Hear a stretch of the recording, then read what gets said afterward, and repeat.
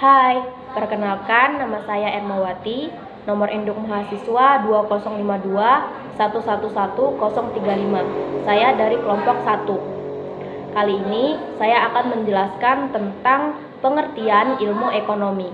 Menurut istilah, ilmu ekonomi adalah berasal dari bahasa Yunani, yakni oikos, yang artinya keluarga atau rumah tangga, dan nomos memiliki makna hukum atau peraturan yang berlaku. Ilmu ekonomi menurut beberapa tokoh. Yang pertama, Adam Smith. Menurutnya, ilmu ekonomi ini sebagai cabang ilmu yang mempelajari tingkah laku manusia dalam usahanya mengalokasikan berbagai sumber daya terbatas untuk mencapai tujuan tertentu.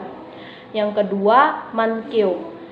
Menurutnya, ilmu ekonomi ini mempelajari tentang pemahaman atas beragam potensi dan keterbatasan kebijakan ekonomi. Ilmu ekonomi adalah mempelajari bagaimana suatu individu kemudian saling berinteraksi satu sama lain. Yang ketiga, menurut John Stuart Mill. Menurutnya, ilmu ekonomi ini adalah ilmu yang mempelajari beragam seluk-beluk penagihan dan pengeluaran. Tak hanya itu, menurut Stuart, ekonomi juga membahas berbagai kegiatan produksi dan distribusi kekayaan. Yang terakhir, menurut M. Manulang, katanya ilmu ekonomi adalah ilmu yang mempelajari bagaimana memenuhi keinginan manusia atau masyarakat demi tercapainya kemakmuran atau kondisi di mana manusia bisa memenuhi kebutuhannya, baik dalam bentuk barang maupun jasa. Terima kasih. Perkenalkan, nama saya Muhammad Azmir dengan NIM 25521111038. Di sini saya akan menjelaskan tentang masalah ekonomi. Masalah ekonomi ada dua, yaitu masalah ekonomi mikro dan masalah ekonomi makro. Pertama, saya menjelaskan tentang masalah ekonomi mikro.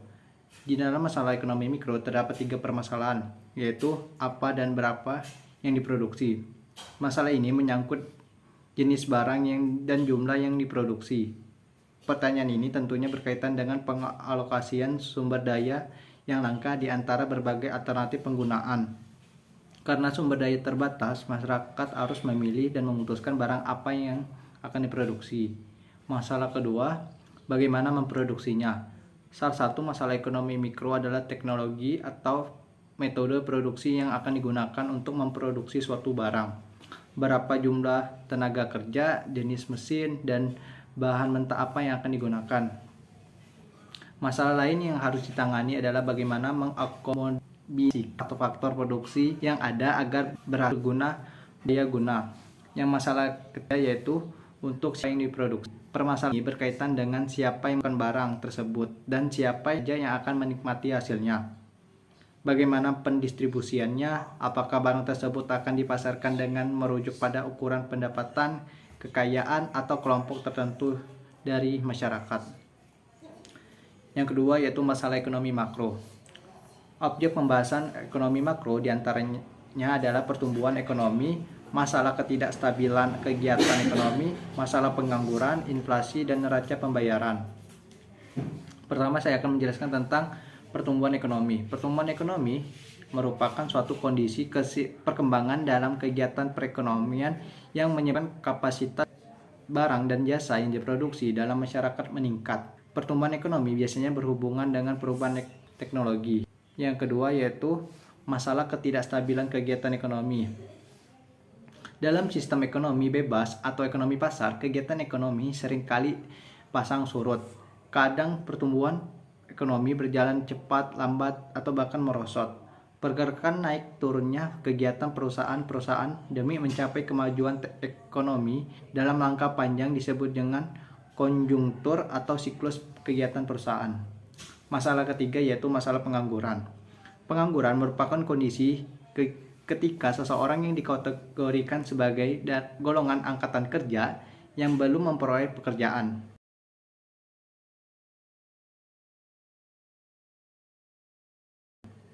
Ada beberapa faktor yang menyebabkan terjadinya masalah pengangguran. Faktor pertama, ingin meninggalkan pekerjaan lama untuk mendapatkan pekerjaan baru yang lebih baik. Faktor kedua, kekurangan pengeluaran agregat. Faktor ketiga, perusahaan mengganti tenaga kerja manusia dengan teknologi canggih. Faktor keempat, ketidaksesuaian keterampilan pencari kerja dengan yang dibutuhkan industri. Masalah ekonomi makro yang keempat yaitu inflasi. Inflasi adalah kondisi di mana harga naik secara umum dan terus-menerus. Terdapat 4 golongan inflasi yaitu inflasi ringan, inflasi sedang, inflasi berat, dan hiperinflasi. Pada inflasi ringan, kenaikan harga berkisaran di bawah 10%. Sedangkan pada hiperinflasi atau inflasi tak terkendali, kenaikan harga berada di atas 100% per tahun. Inflasi dapat terjadi karena beberapa hal, yaitu ketidakseimbangan pengeluaran agregat dibandingkan dengan kemampuan perusahaan menyediakan barang-barang, tuntutan kenaikan upah oleh pekerja, kenaikan harga-harga barang yang diimpor, hingga kekacauan politik dan ekonomi. Masalah yang terakhir yaitu masalah neraca perdagangan dan neraca pembayaran. Neraca perdagangan merupakan ikhtisar yang menunjukkan selisih antara nilai transaksi ekspor dan impor suatu negara dalam jangka waktu tertentu. Neraca perdagangan positif menunjukkan surplus perdagangan, sedangkan neraca negatif mencerminkan defisit perdagangan. Yang selanjutnya itu neraca pembayaran adalah gambaran yang menunjukkan aliran pembayaran yang digunakan dari negara-negara lain ke dalam negeri dan dari dalam negeri ke negara-negara lain dalam suatu tahun tertentu. Perkenalkan, saya Salwazira Septiani, nomor induk mahasiswa 205211111030. Selanjutnya, di sini saya akan menjelaskan tentang model ekonomi.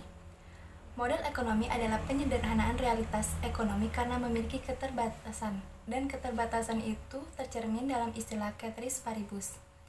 Model ekonomi dapat dipresentasikan secara verbal, diagramatis, dan matematis. Contoh bentuk model ekonomi ini dapat berupa tabel, fungsi, skema, maupun grafis. Model ekonomi dapat disebut juga penyederhanaan hubungan antara variabel-variabel ekonomi, dapat berbentuk model matematika dan non-matematika. Apabila bentuk model matematika, maka akan terdiri dari satu atau sekumpulan persamaan. Selanjutnya, persamaan itu terdiri dari sejumlah variabel, konstanta, koefisien, dan atau parameter. Selanjutnya, fungsi model ekonomi terdiri dari dua, yaitu pertama, sebagai penyederhana dan abstrak dari data yang diamati. Faktor yang menentukan kegiatan ekonomi meliputi proses keputusan, individu, dan kooperatif, keterbatasan sumber daya, kendala lingkungan, dan geografis. Selanjutnya, persyaratan kelembagaan, hukum murni, acak, fluktuasi. Seleksi penting seringkali menentukan fakta apa yang dilihat dan bagaimana faktor akan dikompilasi. Yang kedua, sarana pemilihan data berdasarkan paradigma studi ekonometrik. Peramalan kegiatan ekonomi dengan cara di mana kesimpulan secara logis terkait dengan asumsi mengusulkan kebijakan ekonomi untuk mengubah kegiatan ekonomi di masa depan, menyajikan argumen yang beralasan untuk membenarkan kebijakan dan strategi. Namun, model yang dibangun dengan benar dapat menghilangkan suatu informasi. Dengan cara lain, lebih dapat dipahami dengan mencoba memahami seluruh proses ekonomi. Baiklah, nama saya Citra Gusadi dengan NIM 20521111032 akan melanjutkan presentasi dari teman saya tentang variabel ekonomi. Variabel ekonomi adalah setiap pengukuran yang membantu menentukan bagaimana suatu ekonomi berfungsi. Contohnya termasuk populasi, tingkat kemiskinan, inflasi, dan sumber daya yang tersedia. Dua tipe variabel ekonomi yaitu variabel endogen dan variabel eksogen. Variabel ekonomi dan bisnis. Harga dalam kurung price sama dengan P. Jumlah yang diminta atau ditawarkan dalam kurung quantity sama dengan Q. Biaya dalam kurung cost sama dengan C. Penerimaan dalam kurung revenue sama dengan R. Investasi dalam kurung investment sama dengan I. Tingkat bunga dalam kurung interest rate sama dengan I. Nama saya Cindy Triwidya Sutorus, saya dari kelompok 1 dengan nomor induk mahasiswa 205211037. Di sini saya akan menjelaskan mengenai pelaku ekonomi. Pelaku ekonomi adalah orang yang bergerak dalam kegiatan ekonomi atau semua pihak, baik perorangan maupun organisasi yang melakukan kegiatan produksi, distribusi, dan konsumsi. Pihak yang melakukan 3 aktivitas ekonomi ini disebut produsen, distributor, dan konsumen.